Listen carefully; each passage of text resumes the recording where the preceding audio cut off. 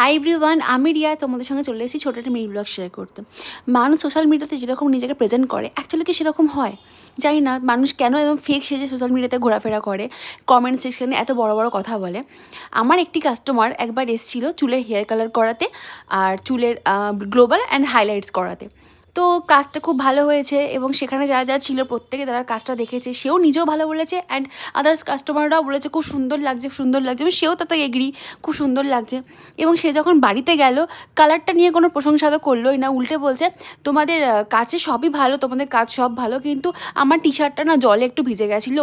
এটা কোনো প্রফেশনাল কাজ কি এরকম হয় যে শ্যাম্পু করাতে গেলে টি শার্ট ব্যাক সাইডে ভিজে যায়? আরে ম্যাডাম, কাজ করাতে গেলে টি শার্ট ভেজে, এটা সব জায়গাতেই হয়। প্রফেশনাল আনপ্রফেশনাল বলে টি শার্ট ভেজার কোনো কারণ হয় না, একটু কম্প্রোমাইজ করে নিতেই হয়। যে আমাদের হেয়ার ড্রেসার ছিল সে হয়তো পিঠে জল পড়েছে বলে একটু ভিজে গেছে, সেই জলে নাকি ওনার টি শার্টে কালার চটে গেছে, এটা কোনো কথা হলো? মানুষের প্রশংসা না করতে পারো, কিন্তু মানুষের নয় মিথ্যে বদনাম দিও না, ঠিক আছে? ফেক সাজার থেকে মুখের ওপর স্পষ্ট কথা বলো, ভালো কথা বলো।